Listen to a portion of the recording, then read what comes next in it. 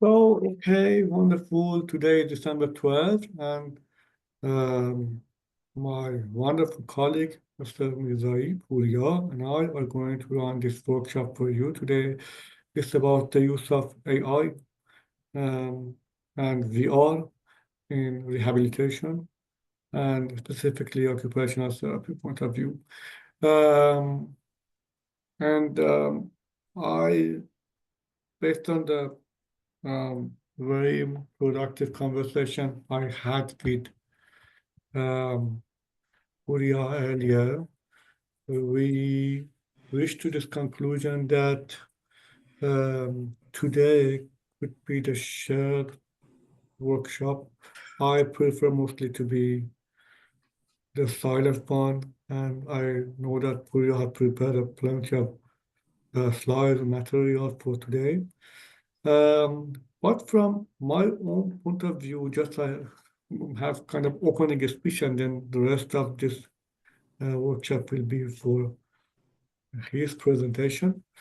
Um, the use of VR or any use of technology during occupational therapy approach has been well documented in our textbook and in our reference book, how we can utilize these technology and how we can make the activities or exercises or tasks computerized, or then utilization of virtual settings uh, have become the next goal later on.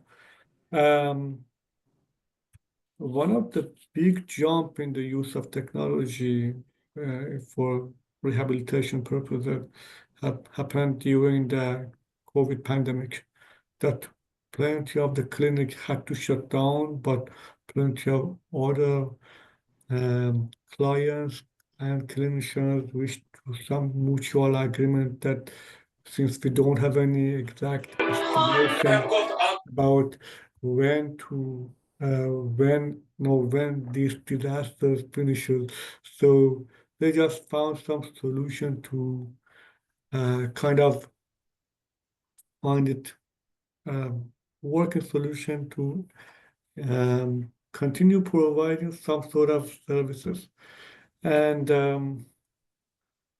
so basically, for psychologists, for counselors, or for the types of therapists whose communication with the clients used to be with the verbal clients, with the very active and cooperative clients, and that for the ones that only needed conversation basis, that transition or shift from in-person meeting to virtual has a more prolonged history. They have been more prepared. But for occupational therapy, most of the therapists like me were showing kind of reluctance or hesitation or even resistance against such big change. It was hard for us to accept that, yes, someday comes that instead of in-person service, we can continue serving some sort of client with virtualized model of delivery. However, we moved forward with that, and uh, COVID pandemic taught us big lessons, and we became a little more humble in accepting these VR and also these virtual model of service delivery.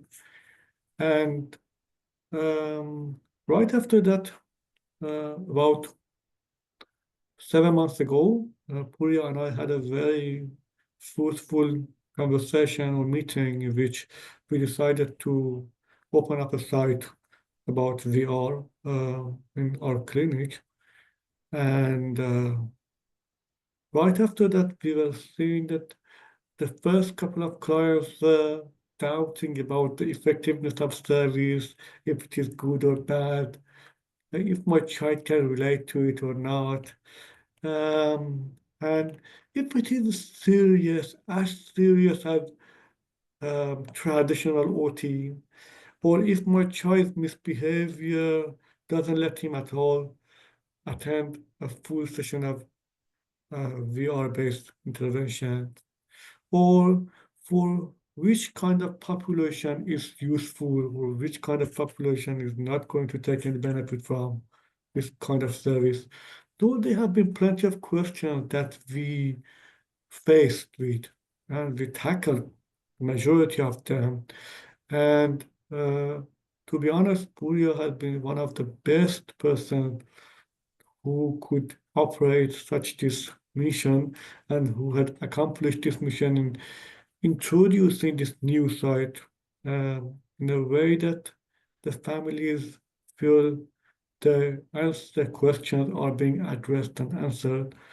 And then by the use of VR and implementing it into real life of practice, um, Pura showed its effectiveness, its outcome, and then he volunteered to take a part in the workshop, the victim workshop that today we are having. So thanks to Purya, I really appreciate that generosity to share his knowledge and understanding about VR with us. We all know that Purya has a background of neuropsychology and a master's degree in neuropsychology. So even though he is working in Kachabalon as an occupational therapist assistant, but his expanded knowledge in psychology and neuropsychology and his um, additional knowledge related to neurofeedback or other sort of virtual reality with visual technique are further assets for him. I'm very happy that we have him on our team. And so the rest of this workshop will be allotted to 4 years delivering along with your slides. So thank you, Puriya. I am all ears as well as others. Thank you. Sure. Thank you, Parsa, first of all, for creating this platform for us, the therapists, the families, to share knowledge and to take benefit of this mutual database of information, to have their questions asked and getting an answer for it. So yeah, that's basically just as what Parsa explained. We are in occupational therapy. It's new and it has to be something should be there for it, right? Um, so if I were you, I would have asked, first of all, what is VR? And then how it can help the therapy and how can you explain the therapeutic benefits of it? All of these questions are there somewhere around the world, right? And then somebody has to bring an answer for it. So today I'm trying my best to present you from my understandings and also to present you a very simple presentation of what I've understood and what I gained from my therapeutic experience at Catch a Balloon and how virtual reality can help children and any person who is seeking rehabilitative services to kind of like boost the effectiveness and efficacy of the therapy that they're seeking. So even so you can take benefit from this workshop even outside the realm of occupational therapy. So without further ado, I want to share my screen with you. So gonna go to screen right here. Share sound. Okay, share. I believe you must be able to see my screen, right? Just give me a thumbs up again.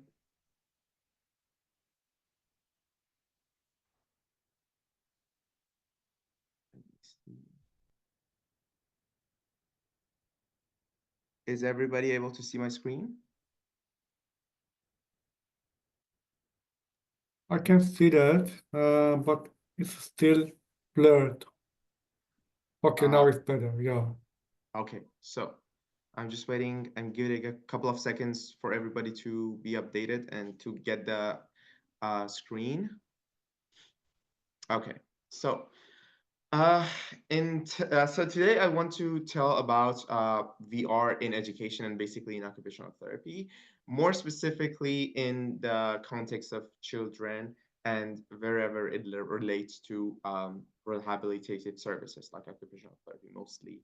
So the only source of knowledge is experience. Bear that in mind because we are gonna talk about it, and it's gonna be the central axis of our talk today. So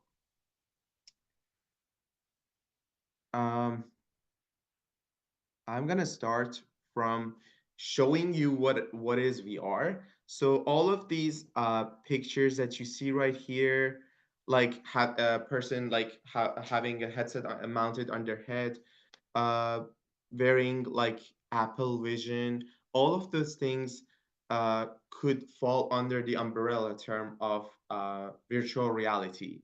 And it's not only virtual reality, basically, um, it's something more than that. So we have three terminologies for that: virtual reality, augmented reality, and mixed reality. And they're to somewhat there's some difference to them, right?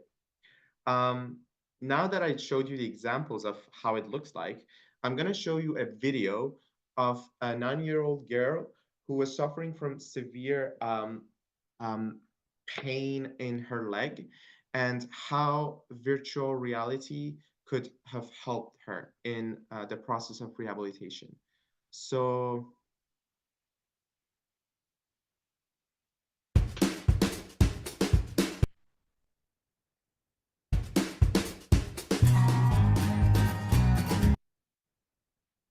are you able to see the video?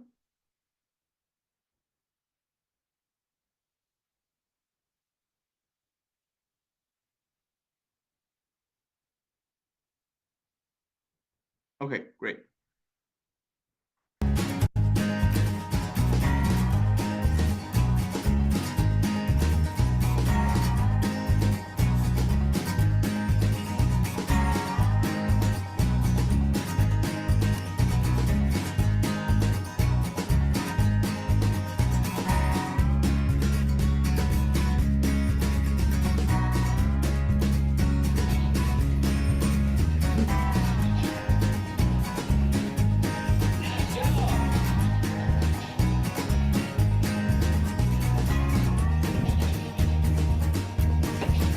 Yeah, that's a pretty thing. Wow, nice cake. Oh, that orange.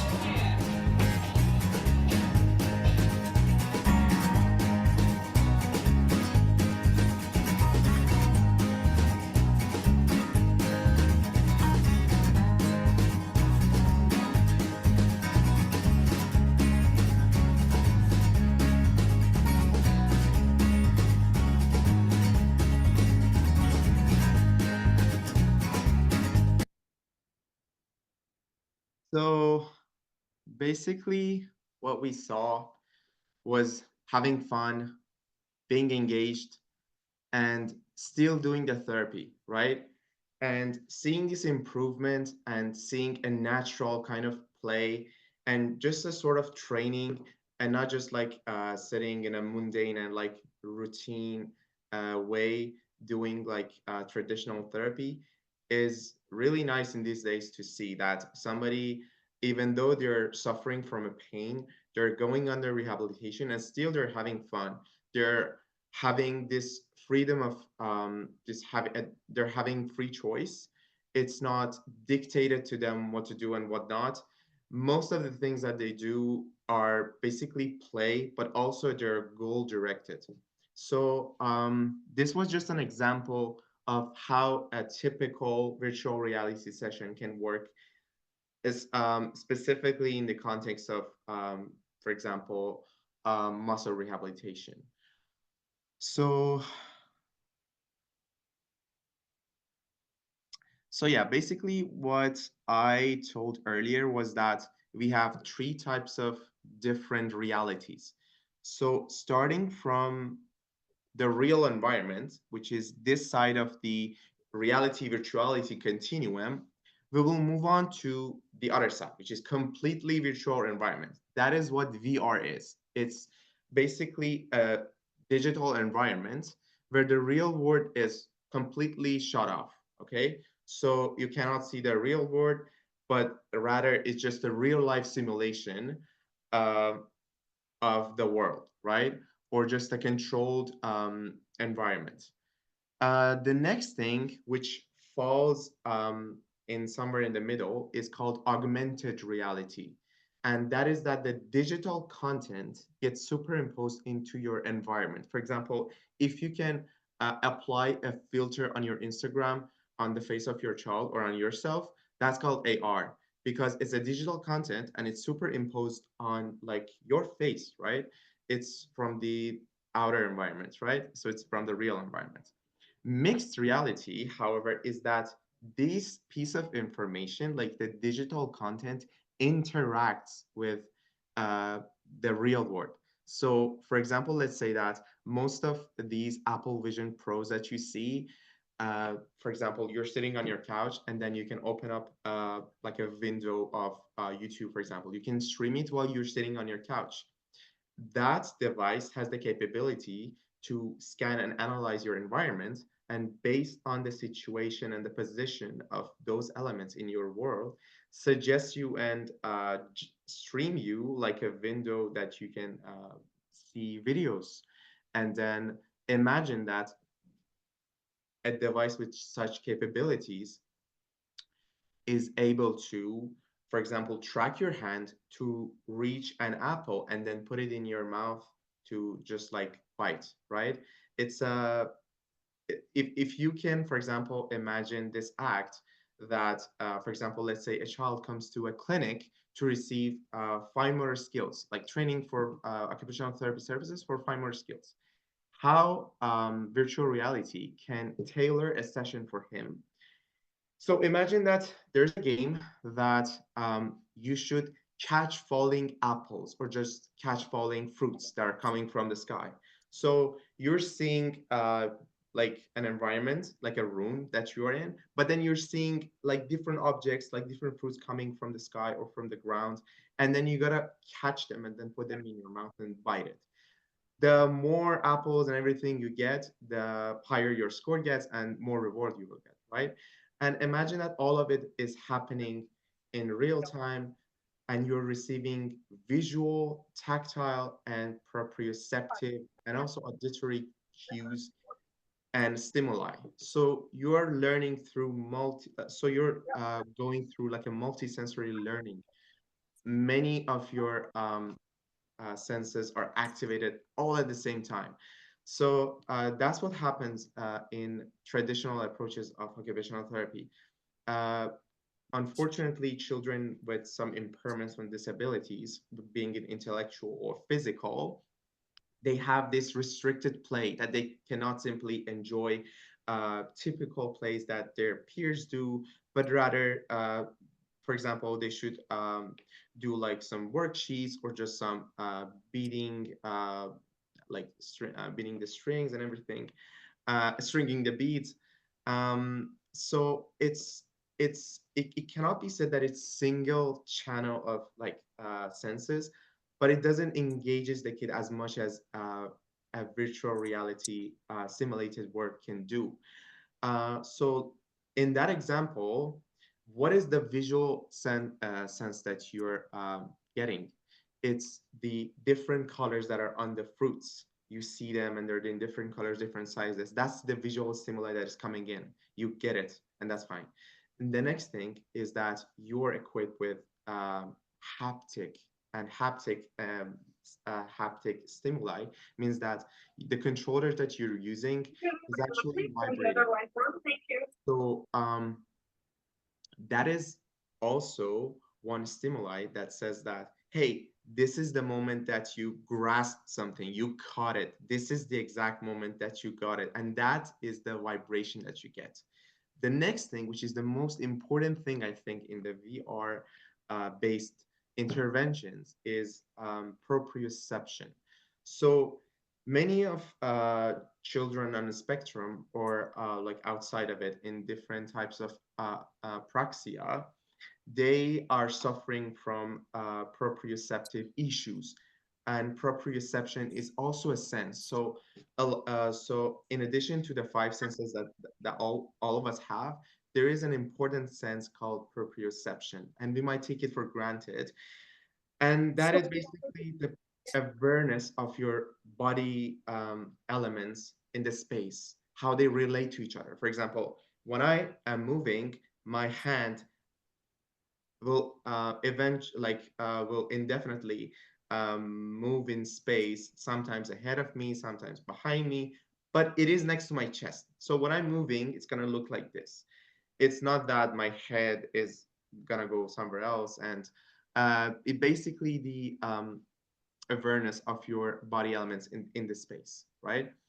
So imagine that in virtual reality, once you uh, mm, kind of like bring your arm forward to grab something, from there you will see this visual stimuli that your hand is here. So it's in front of you. So you're gaining this awareness that, hey, I move this hand and it's actually moving forward and I'm getting aware of it, right? It's a very important concept in VR.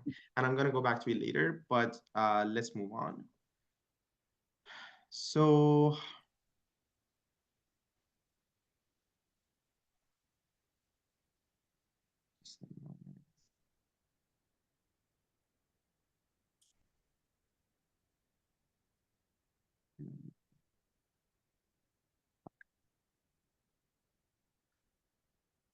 So there are actually theories about that backs up using virtual reality in occupational therapy or in rehabilitation, and that is they basically surround three main concepts. One is learning from our experience. So basically, self-directed learning and getting this feedback from the meaning of the things that we do. So the first theory that relates to it is called constructivism, and that is the meaning of our experiences. And two people that have a very strong say in this school of thought are Vygotsky and Dewey, John Dewey, and they basically defined learning by four elements. So concrete experience, bear this in mind that most of them already exist in VR. So concrete experience, reflective observation, the same thing that you bring your arm forward to grab something or to manipulate the objects that are in your environment, you're already seeing it. Abstract conceptualization of this is grabbing, or this is, for example, an apple, this is a book, this is a world, this is a house, or basically from an action. This is kicking, this is hitting, this is grabbing, this is cutting, and active experimentation. So basically in virtual reality, you're free to do basically anything, but in a controlled manner, right? The other thing, I'm gonna go move forward from this part, but the purpose of this part is that to show that the basis of using imitation and emulation of others and getting back from the environment has been around for quite a long time. The next one is called social cognitive theory by Albert Bandura. He's a very strong person in psychology, and he proposed that we learn by seeing others and emulating them. So basically, how do we learn? Is that we see others do something, we observe, and then we get an idea of what is the target behavior. Then how do we validate our learning? By getting validation and also feedbacks from others. So when others say that, hey, you did a good job in that area, or this is the right way to do it, or this is wrong, that's how we evaluate our learning and the target action. So there are also many other theories that relate to it, like such as connectivism and also like computer-supported collaborative learning. But let's move on to the next part, because the things that I'm going to say are going to be much more interesting in some manners. So basically, Tingin lang kung may mura. Walang skirt pati ako nakita. so the implications of using VR is that basically VR helps an individual to learn in these ways. So it can create real world situations and authentic environments. So imagine that you want to teach your kid to use a saucepan or a pan or like a knife or like a spoon in this way. And how are you going to get to him? Like, how are you going to best offer this opportunity to him? Is by bringing him to a kitchen, or bringing her to a kitchen, or like a environment that has many different utilities and tools, and letting him experiment with that. That is the best way that you can let your child learn. But due to many physical or just like, let's say, financial constraint, you may not be able to do it, or basically safety issues. You may not be able to let your child work with a knife freely, or work with different things that have risks and dangers, right? So virtual reality helps you to create a world within which all of the things that you want to teach are already there, and it is upon him or her, the child, to experiment and wander around to see how different things work. And that helps in two ways. So there's one thing that I want to tell you. uh, it's like a backstory to what I'm about to say, but there are indigenous tribes in Canada that they have a tradition called oral history, and um, especially in Métis people. So in indigenous people, there's like a tradition that they have to tell stories, passing down the generations, but only telling the stories in certain season or at certain times. They're not allowed to tell certain like stories at all of the times of the year or all times of the month. They're only allowed to say it in specific contexts, right? And bear this in mind, because also it's not very far from learning. So two types of learning can happen with the help of virtual reality. The first one is called situated learning, and the second one is called contextual learning. So situated learning is that through this specific and realistic environment that you are working with, and you're wandering around and basically manipulating, you'll learn. And it is mediated by using virtual reality and basically any environment that uh, is like not the real world, right? And the second one is called contextual learning. So it goes on like this, that there's a person who's using the VR, and the evaluation of the learning is based on to what extent they can do that, perform that action, in what other areas they can apply that knowledge, and basically learning how to learn that activity. So for example, if you want to teach a kid to like cut something, like cut a piece of paper, cut a piece of bead, it is basically by the action of cutting, and how he can um, practice it by doing the action, and being able to generalize it to other contexts is the basically the essence of contextual learning, and it's called near transfer, meaning that to what extent you're able to transfer that skill to other areas. And back to the story of indigenous people, virtual reality and AI has this great potential to recreate environments that are rather inaccessible to children, or basically those who are not able to do something. For example, let's say your child loves to play soccer but is unable to, or let's say that your child loves to paint but he doesn't really like the sensory issues that comes with it, right? He might be like oversensitive to the texture of some colors, or basically not liking it.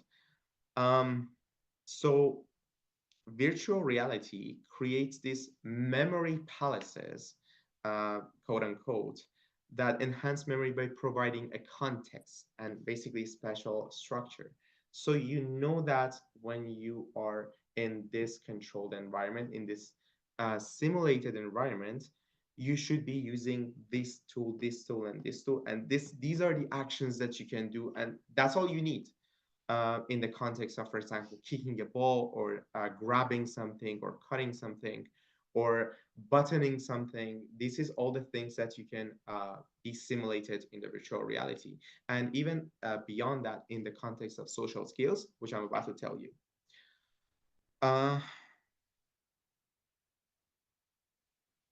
So if I were to say what are the basic elements of what defines, what can to a great extent guarantee the success of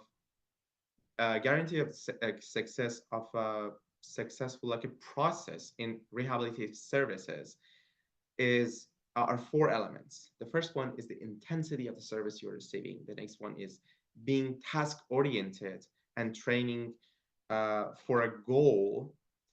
And the next one is receiving feedback and biofeedback from the environment or from your body.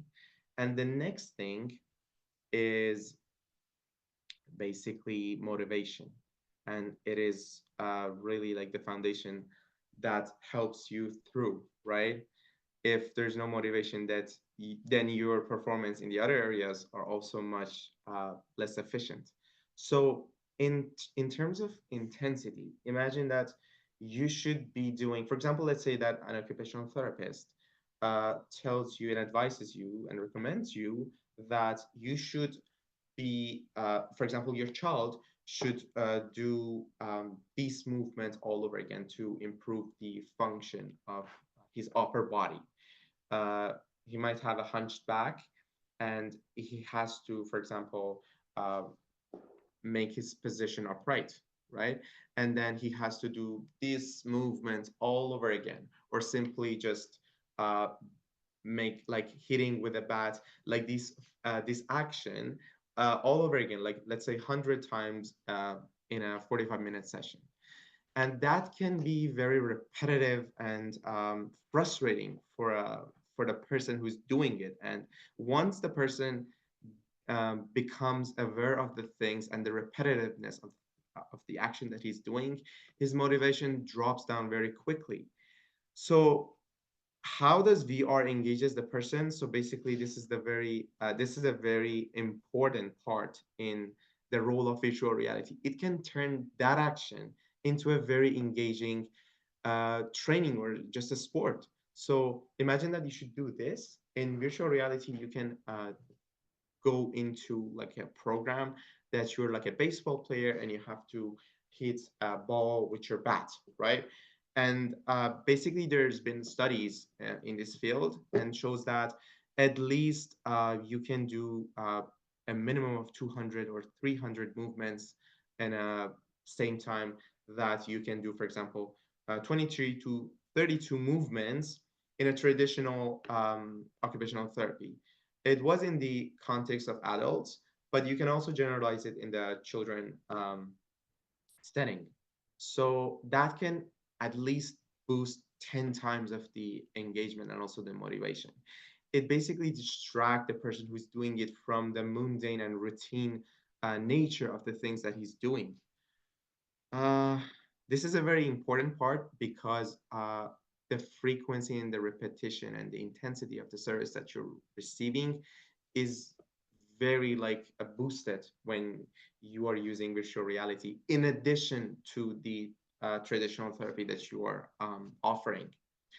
Uh, Previous to this, there's one important thing, which is task-oriented training, and that is that you have to train towards a goal, and that is very important. For example, let's say that if you want to practice fine motor skills with a child, you should be productive. The end result of your work after a 45 minute or 1 hour session should be something. For example, you can make a craft and you can make it meaningful so that by the end of the session, your child can see that, wow, I stringed these beads, I painted all of these, I made holes and punched and used my fingers and grasped that and cut and applied glue. And there you go, I made this. And in virtual reality is basically kind of like a taken for granted nature of it, because you're doing an activity that is for a goal. For example, for kicking a ball into a goal net in virtual reality, or for example, in smashing things. We're already getting many stimuli, and this is a very important thing also in VR. And the next thing is biofeedback. I'm gonna get back to it, but basically, at the same time that people who are doing occupational therapy, like children that are affected by a condition, can work intensely, and at the same time, simultaneously at real time, they receive tactile, proprioceptive, visual, and auditory feedbacks on what they're doing. And that is very, very important, because the more channels of sensations are involved in the process of your learning, the better, the long lasting, and the more permanent that learning, the action would be in the future. And that is why uh, these days tablets are getting their ways and opening their ways into schools, because they simply provide more information and they satisfy this sensation seeking need of every child, in a very like um, collaborative way, let's say, in a win-win situation. You will learn like through educational materials on the tablet, and the child who is working with it is also getting reward from putting and dragging the letter onto its placeholder on the tablet. So as you can see, the more sensations are involved in your process of learning, the better it would be in the future. But then bear with me, because this part of receiving sensory input in virtual reality is quite important. And it is one of the basically one of the main things that VR can help with. The next thing is motivation, that I already talked about. And virtual reality can basically offer all of the 5 elements that can describe what defines a play. So if you want to describe an activity as a play, it should have 5 elements to it. It should be non-literal. It should have active engagement, and it should come with pleasure. You should have instinct motivation for it. And basically, these are all of the elements that are involved in an activity that is called play, right? And so a very important part in virtual reality that I think I addressed it somewhere around in our presentation is the ability to gamify something. And many of the times it happens that people confuse game as a recreational or not so serious activity, but gamification is to add meaning and engagement and make it a fun activity while retaining that same purpose of doing something. As a matter of fact, if you use, for example, video games, uh, of course, in controlled ways, uh, it has shown its like benefits, that it can help you with um, the boosting of cognitive abilities and executive functions. You can get many benefits from it by knowing how to manage your resources that you have, how to use this tool to how to keep this tool in your inventory to further in that mission or in that part of the game, use it, right? So you should know how to connect these things and objects that you have. And these boost your cognitive abilities to great extents. So do not let's demystify this thing that gaming is all like bad and it doesn't come with benefits. It's not true. So in virtual reality, it also happens that it makes and converts that activity into a game-like activity, and it can significantly reduce the burnout that uh, you are inevitably going through. For example, to improve upper extremities or lower body extremities rehabilitation, you should do many repetitive movements, and it can cause burnouts. But with the help of virtual reality, that can be put aside.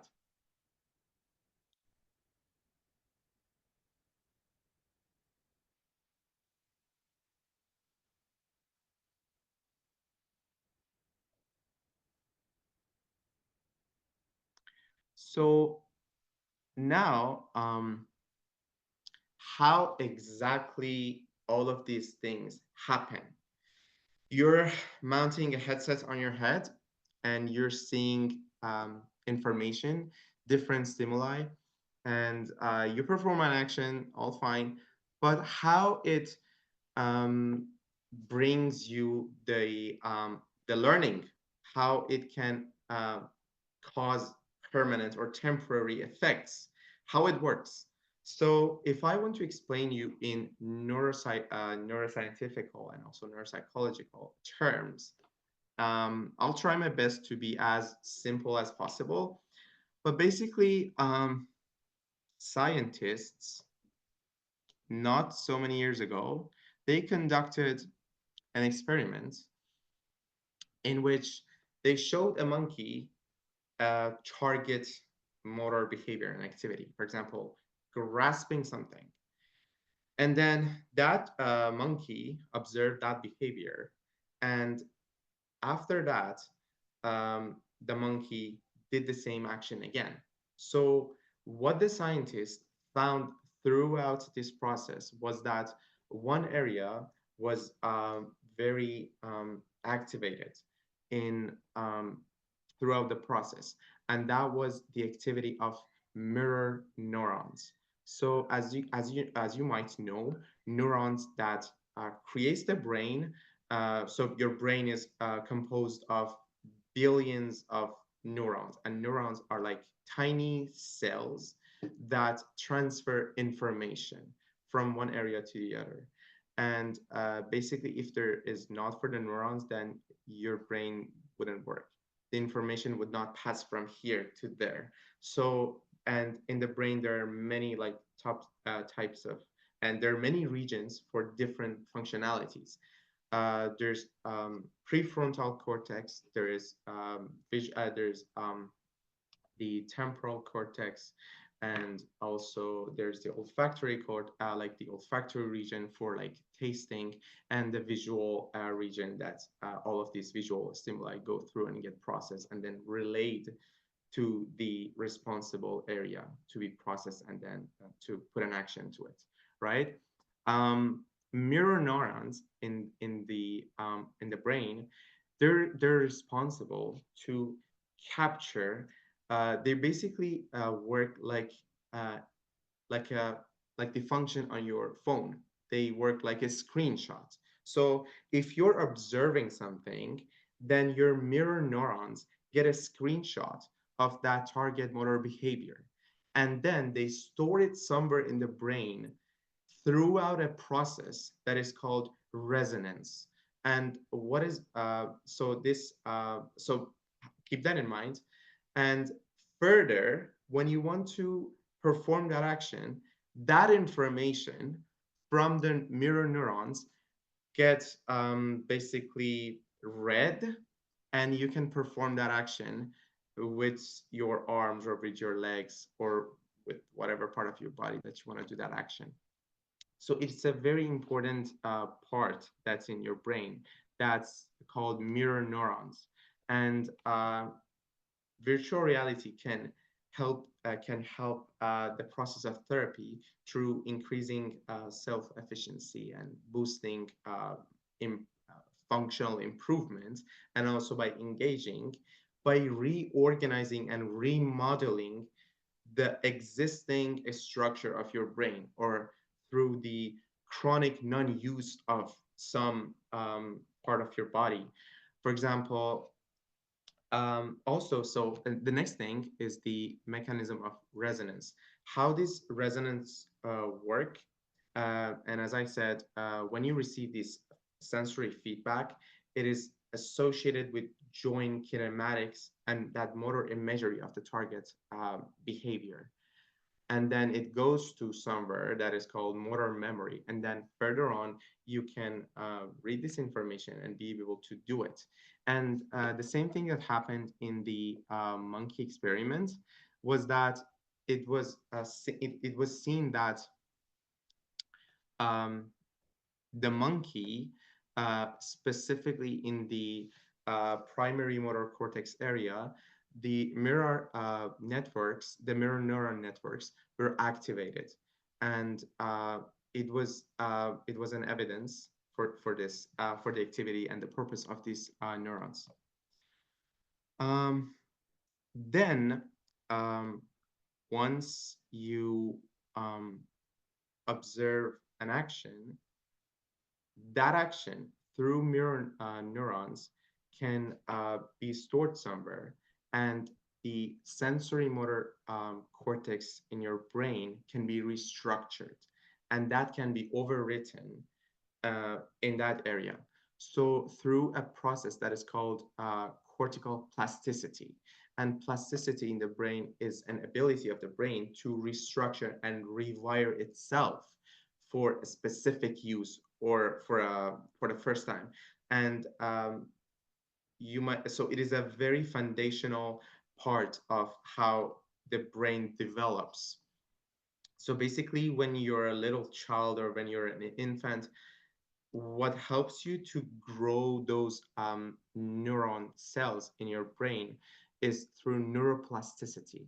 And that is a growing and a developing and expanding in terms of size and number of the neurons in your brain. So use-dependent plasticity, or UDP, is a process that something like target behavior can be learned through repetitive and recurring performing that action. For example, how do you learn to grab something?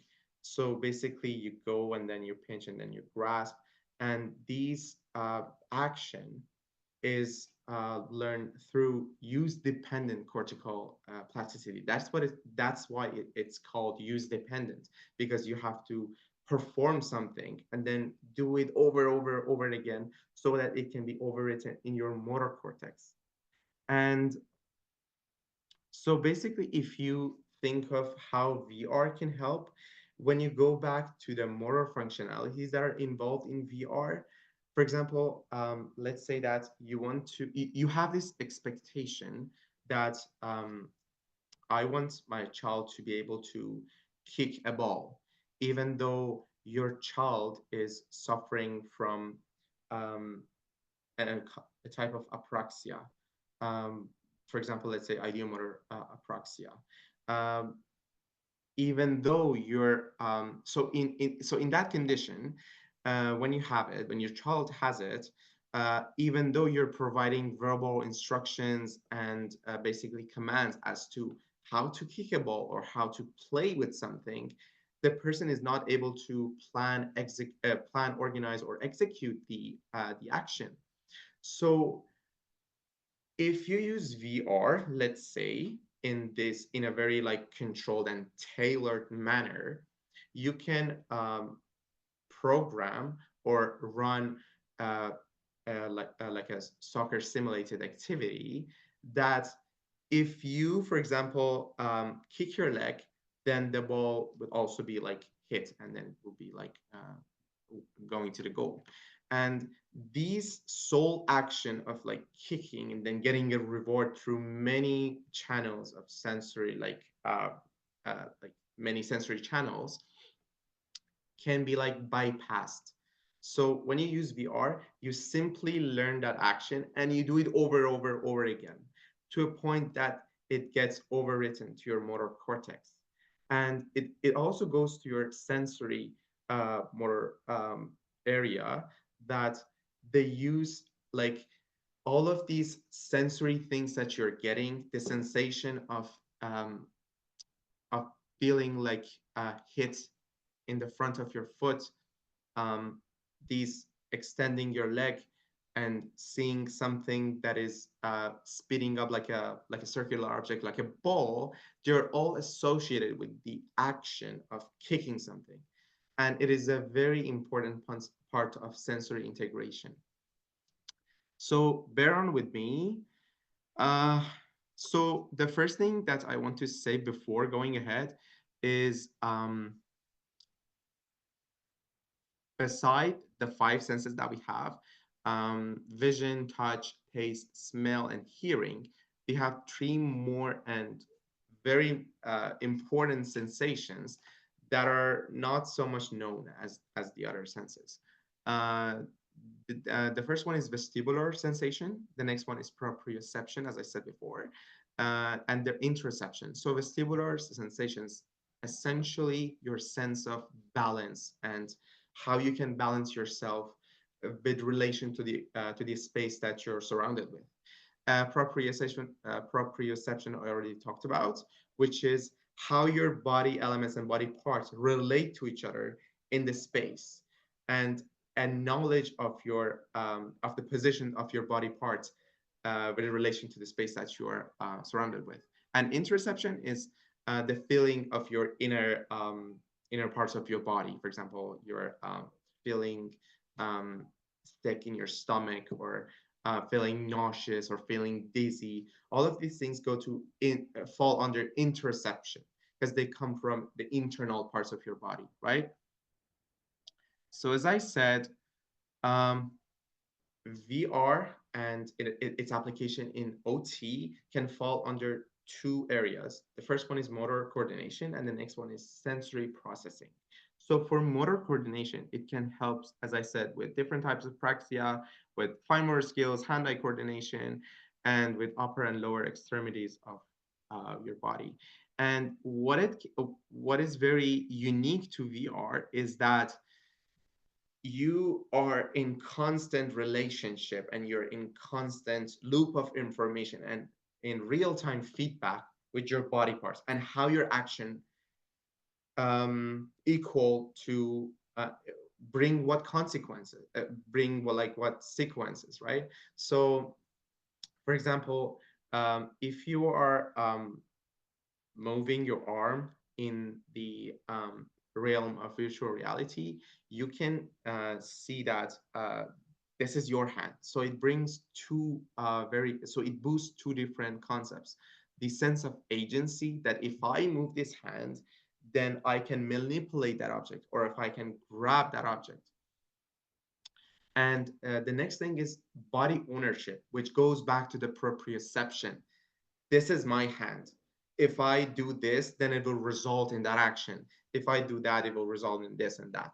And this is a very important part in motor control. You have to have this ability to adjust and to refine the action that you're doing. First of which, it starts not with hitting a ball with your foot. If you want to, for example, want to do soccer, if your ultimate goal is to be able to learn how to kick a ball, but the basis of it is knowing where your foot is, having this knowledge, and having this instilled in your body database, right? Um, I want to make it quick, and I think if Mr. Parsa allows, we can split this session into two parts, maybe like one this week and one the next week, or we will see how that goes. The next thing that VR can really helps with is to provide training for sensory integration. And how does it work? So sensory disorders, as you might have heard somewhere, are categorized under two broad categories. One is being hypersensitive to sensory stimuli, And the other one is hyposensitive and having this under responsiveness to stimuli. So essentially, when your child or whoever is concerned in the talk is suffering from a sensory issue, they're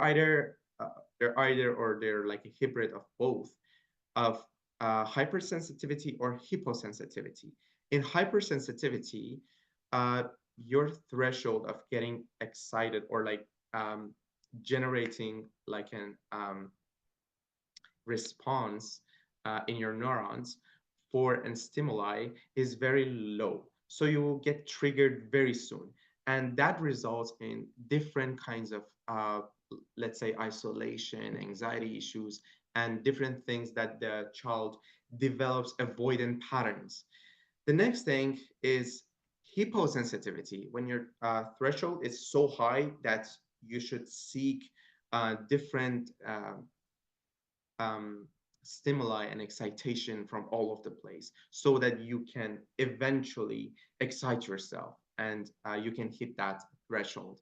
And that usually, like, for example, is manifested in like sensory seeking behaviors, like hitting something very hard just to get this sensation of very hard touch, like a deep pressure. So how can VR help in that manner is that you might have heard of something that is called rubber hand illusion. So in rubber hand illusion, scientists have found this very strong effect that if they cover your real hand under a blanket or under a piece of paper, then they present you with a fake hand. And eventually through like habituation or like gradual exposure to the same type of stimuli with both with like also the fake hand and also the real hand, eventually you will transfer this sense of body ownership to the fake hand, right? If, for example, they apply, for example, makeup or like a brush gently to both the fake hand and also the real hand of yours that is covered, eventually you will develop this sense of ownership and this synesthesia that this could be my hand. Like on a very subconscious level, you will develop this illusion that this is my hand. Then scientists suddenly, after like 20 minutes of gradually making the participant to have like this belief that this is, or this like this illusion that this hand is mine, then they suddenly put a knife into the fake hand. And then is the time that the participant jumps and scares, because they are thinking that that was their hand and I was so habituated with that hand. So I developed these subconscious feelings and beliefs and illusions about that hand. So keep that in mind, because it's a very important part in sensory in treating sensory disorders with virtual reality. So as I said, if you learn something through multiple channels of sensory inputs, then the better that is, right? For example, let's say that you are practicing a skill that involves tactile, proprioceptive, and also visual cues. You might not be able to present all of them at the same time to the child. The child might get like overstimulated or like triggered so fast. With VR, you are able to associate, for example, little dosage of different stimuli with each other. So you can, let's say, associate a color with a vibration or with a visual cue. So for example, tactile input with visual input in the absence of, for example, let's say auditory cues. And that helps a lot with sensory integration, because it basically provides a platform for receiving this training for sensory integration, that these sensory inputs are associated with this feeling, and therefore I can feel relaxed and calm when I experience vibration or when I experience hitting in my hand. Um, or like there are many examples, but mm, let's move on from that. So basically, it can provide two options, that is tailored sensory environments. And the next thing is safe exploration of sensory triggers. So for example, let's say that uh, VR is also like used in exposure therapy. For example, let's say that you have fear from heights or you have a fear from contamination. Um, in virtual reality, these are all presented to you in a controlled manner and in different dosage, and you can be exposed to that stimuli without getting triggered and getting out of control. Um,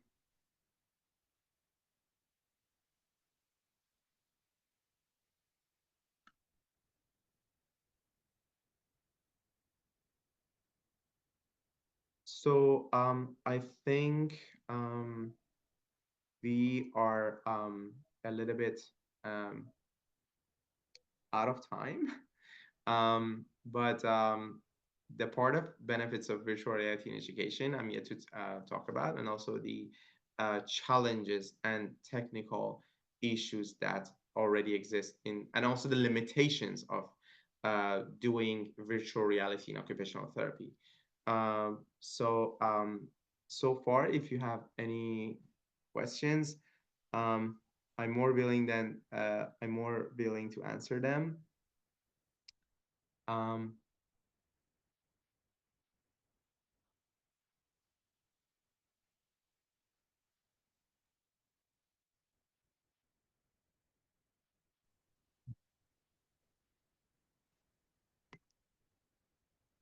any questions?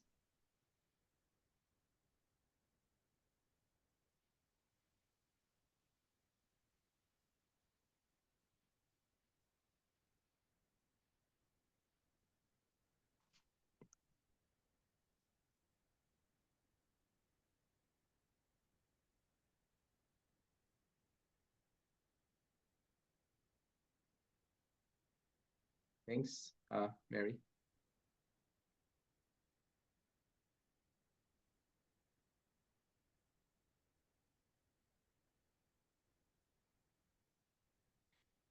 Okay, so thank you, Fatima, for the question. Let me just read it.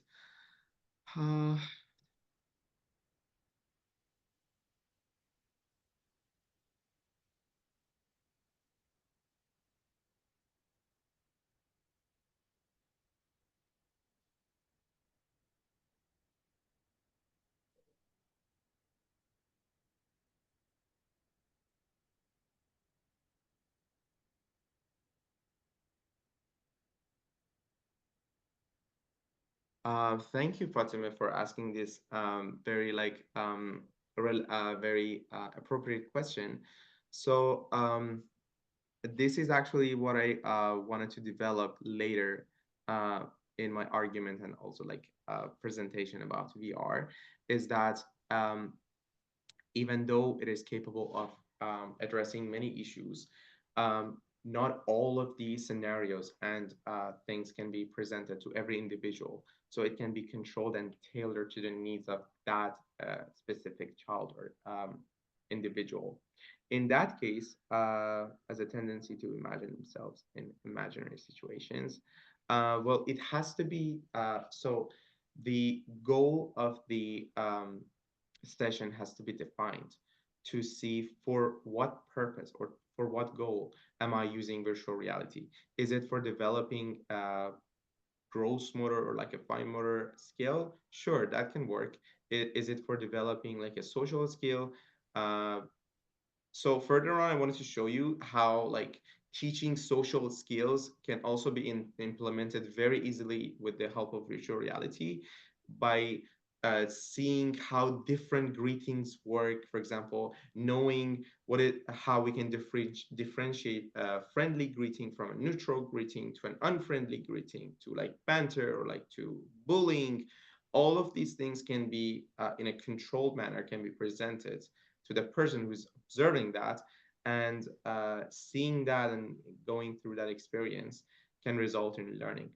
But then the goal of the session has to be related to that, and the risks of the use of virtual reality shouldn't obviously outweigh the benefits of it. So so it has to be assessed that whether it's going to help that child or not.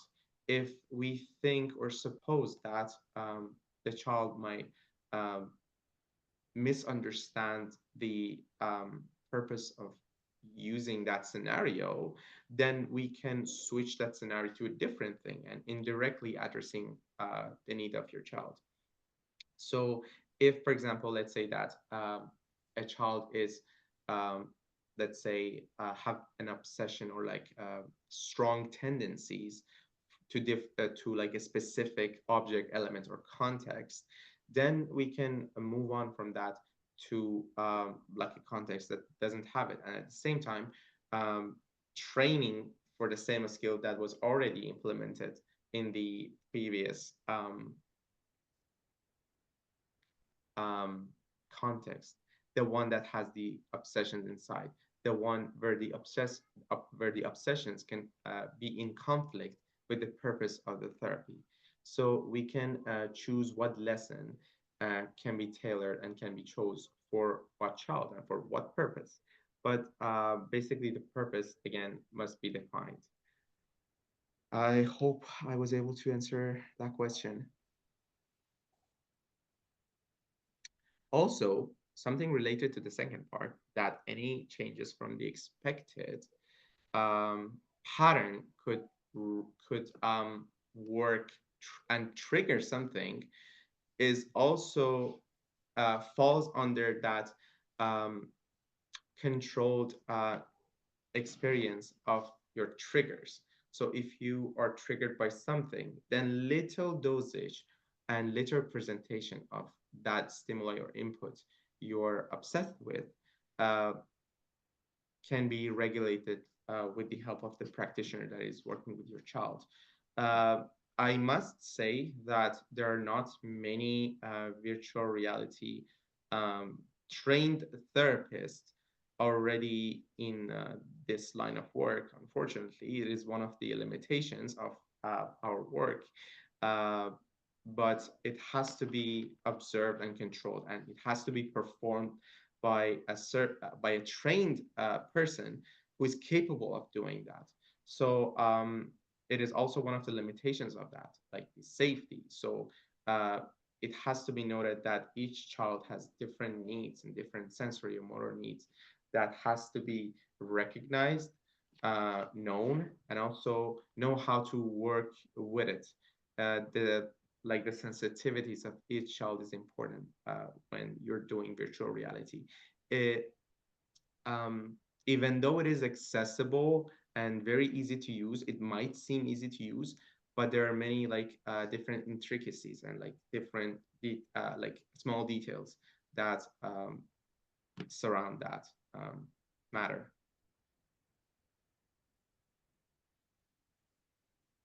Thank you. Also, on as an end note, I would like to mention that again, virtual reality, even though it is a very strong addition to the process of conventional therapy, it is strongly recommended that you use it as an adjunctive um, module to the conventional therapy that you're doing. You cannot expect it to yield results as, for example, a very strong and established field in occupational therapy. You should not rely on it as a standalone method in rehabilitation. It can boost engagement, it can gamify, and it can create basically can transform that activity into a play for your child or for an adult who's doing it. But you cannot expect it cannot go alone in the process of therapy. Once you add it and combine it with a traditional therapy, it can yield very good results. That's what's important, and also it's a consideration in using VR in OT.